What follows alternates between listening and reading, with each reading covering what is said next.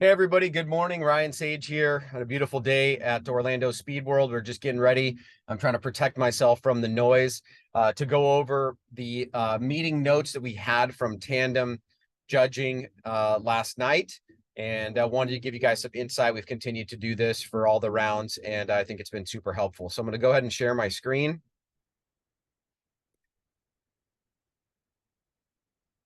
Okay, first things first. We did announce a new layout for this event that we were actually very excited about. However, one of the things that came up from the time that we announced it until the time that we got on site was there was damage sustained to the track that would have basically made it impossible for us to do that layout. That being said, we reverted back to the old track layout, but there are some changes to this new layout as well that are relatively important. So let's get going.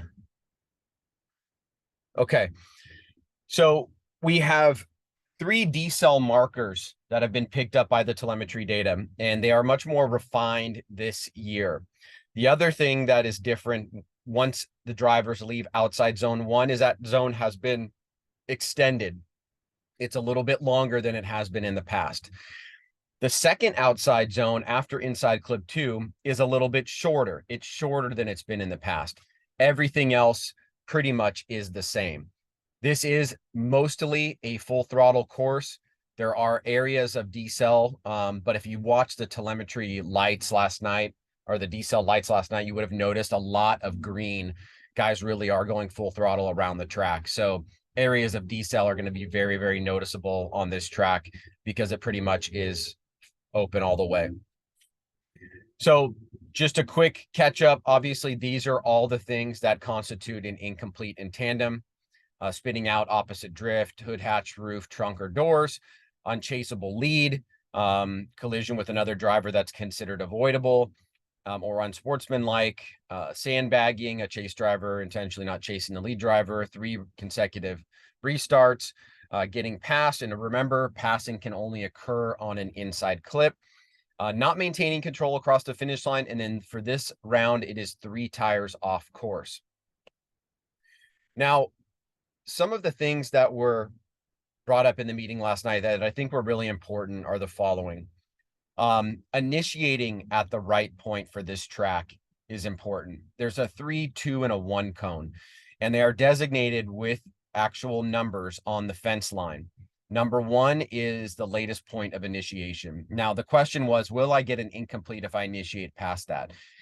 If it's a microsecond past it, if it's a yard past it, it will probably be considered a deduction, a big deduction, but it will not be an incomplete unless it's really clear that you did not initiate at all and you just got started halfway through the bank or something like that.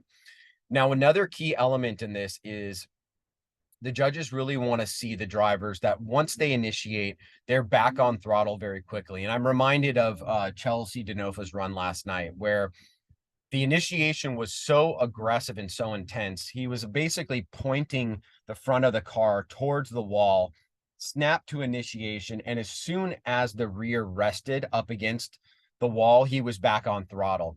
And that's really what the judges want to see. Not only does that make it easier for the chase driver to understand and predict what you're going to do, it also puts you at a pretty clear advantage because not a lot of people are able to do that. Unwinding the car after the finish line. This is mostly just a safety thing and trying not to break cars.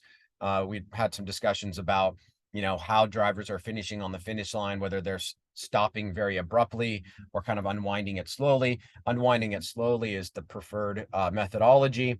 And then, of course, like if you crash independently in the car or if you crash independently or with another car, stay in the car unless there's a fire.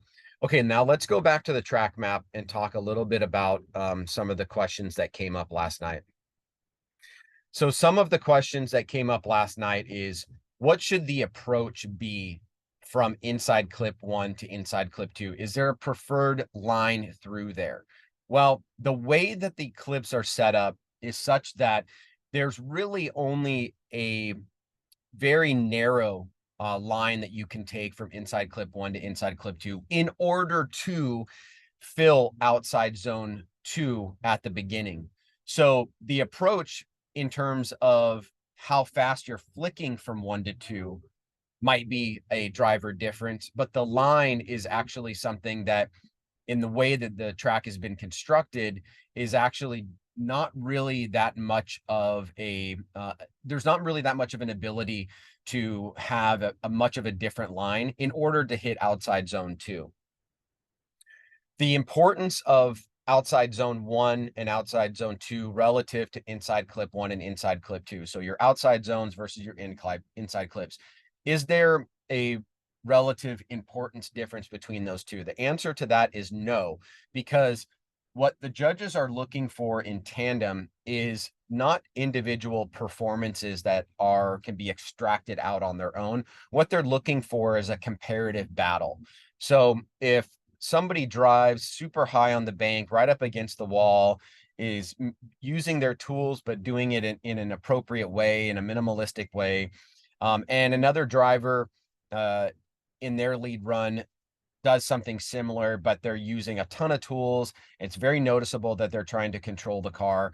All other things being equal, the first driver would probably have an advantage. Now, because this is a much more simplistic course and a much simpler layout, we anticipate that we will see very close tandem. So it's very important.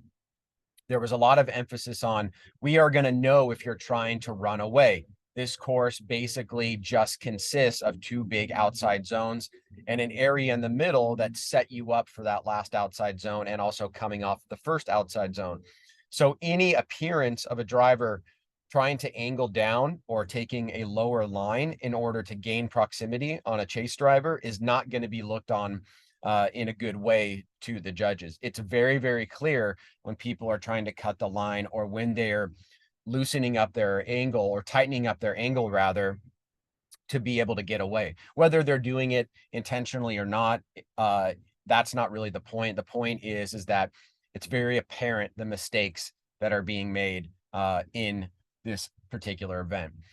Now, some of the things that were talked about were issues that came up last year. And the question is what is the appropriate line that I should be driving as a chase driver on the big bank after initiation? Should I get back to the rear of the bumper and stay on a better line, or should I try to get door to door to that person?